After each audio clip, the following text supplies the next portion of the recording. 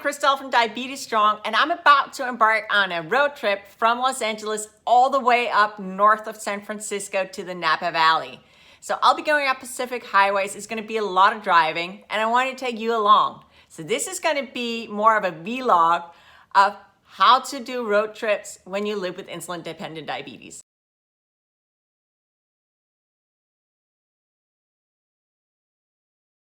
Good morning, guys. So this is the first morning of my road trip. So we haven't left yet. You can see the bags are packed. We are gonna go all the way up Pacific Highway, so Highway 1, all the way from Los Angeles up to Napa. So doing all of that in one go is a long ride. So we're gonna make 2 stops on the way. But the way that I deal with this is that I got up a little earlier this morning and then had my breakfast. Now I'm gonna go do some cardio. So I'm gonna do 30 minutes just to get, my insulin sensitivity woken up to make sure that when I get in the car, I won't just see my blood sugars rise. So that's how I deal with long days in the car. I get up and I try to get some movement in before I go. So I'd also say I'm gonna try and, convince my husband, that's not gonna be hard, to take some stops on the way where we can go out, stretch our legs, and just make sure that we don't just sit for hours and hours. Looking forward to it. It's gonna be fun.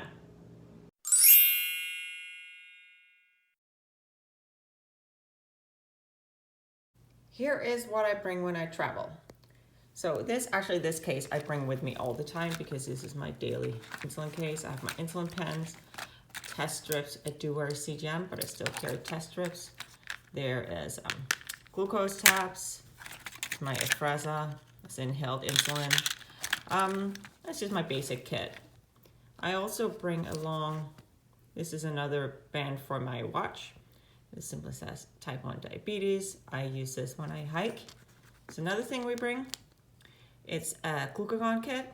It's called Pasquimi, and it's a nasal glucagon. So that one comes with us when we hike. It also, it's nice to have it in the car and in the hotel room. So usually, actually, I don't carry this. Tobias, my husband, will carry this because should I pass out or need help, he would be the one actually using it. Next thing I bring is my Frio. So I have a whole video on that, so I will link to that. But this is a cooling case. You can see this is like gelled. And it will keep my insulin, you can see my insulin pens in here. It will keep them at the right temperature. And the Frio, guys, promise that it'll last for 45 hours. Mine always lasts like a week, so that's amazing. Just goes in here. I opened it because I can't open this with one hand. Next, there's my Insulin Queen bag. It's like my diabetes essentials and my needles, some overlay tapes for my sensors, there's some alcohol swaps, stuff like that. I want to show you this one. It's brilliant. So this is basically a sharps container, but just in travel size. Brilliant. Anyway, I can link to that down in the description as well. So that is what I bring. So extra insulin, extra needles, my tiny sharps container, my glucagon, and then my daily kit. And that is it. My CGM should last me through this trip, so I didn't bring an extra. Sometimes I do, but this time I did not.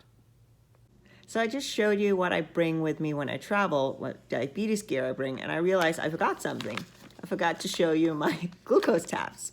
So I always travel with glucose tab. I bring like a whole your glass, whatever this is, because I don't want to be in a situation where I don't have any fast-acting carbohydrates should I have a low blood sugar. So for example, the hotel I'm in right now, there's no minibar, there's no vending machine down the hall. I don't think there's any stores nearby that are open. I don't want to be in a situation where I have a low blood sugar and I don't have anything to help me get my blood sugars back in range. So plenty of glucose tabs.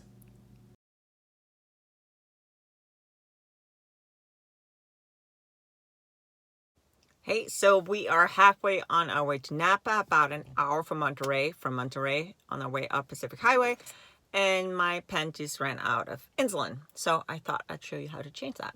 So I keep my insulin in my Frio case. I kind of showed you that one before. So that keeps it cold, at the right temperature. So I pulled out my cartridge. Let me just show you how it works. So this is a durable insulin pen. You see there's still a needle on, so let's just take that on off, set that aside. And then this is an empty cartridge. The way that works is that I simply screw it off. There you go. And then I take out the cartridge. Okay, so this dump, I'll dump that. You need to rewind this screw. So this is basically the mechanism that pushes out the insulin. And you just manually rewind it.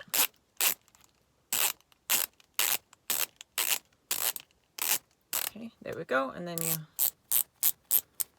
set that one. So that is that. That's ready now. Okay, so I had my my new cartridge. I'm gonna take that out. That's a little cold. I pop that into here. And then I simply assemble it. There we go. And now I'm looking through my pencil case here where I have all my stuff. I'm looking for a new needle. It's my new needle. And I use the smallest one. It's called BD32G. That is the smallest needle. Just screw that on. Boop. Ready to go. I'll have to prime it though. But ready to go for my next use. Put the cap back on. And ready to continue driving.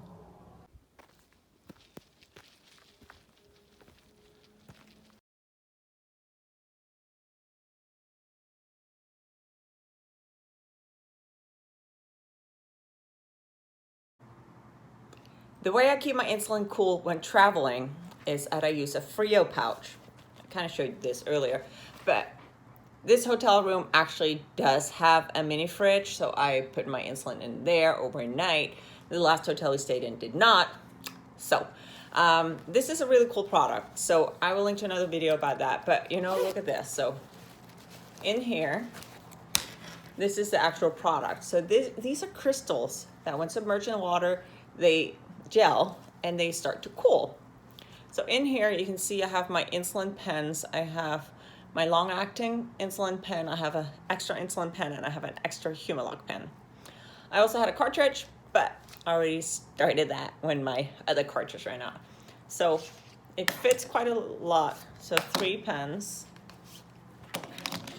And it's not wet, it's a little damp, which is why you have it in the case. And you don't have to have this color. This is just, I thought it was cool. And you can see it's puffed up once I'm done. So the Frio folks says it lasts up to 45 hours. I mean, usually this will last me a whole week. So even when I get home, I leave it out and I leave it to dry. And once it's dry, it's flat. And all the little crystals are no longer gelled and it won't cool anymore. That means I can put it aside, put it in a closet. Next time I travel, it's just submerged in water in 10 to 15 minutes. And I have a cooling pouch again. So that's how I keep my insulin cold when traveling.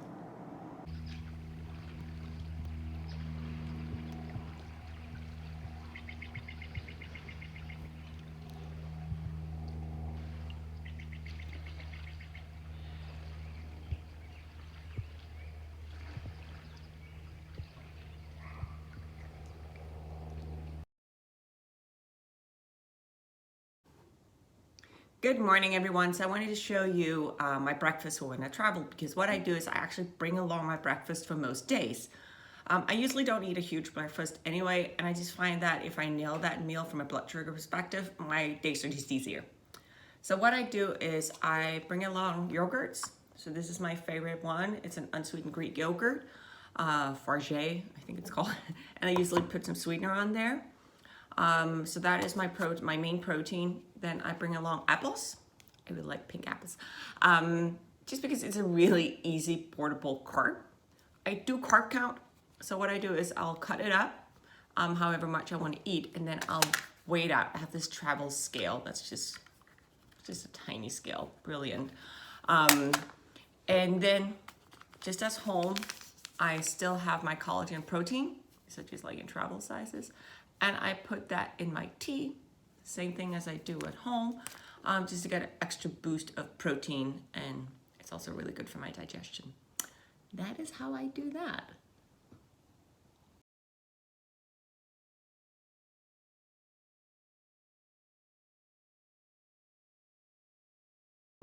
Hey Siri, what's my glucose? Okay, viewing. You're 120 and slowly rising.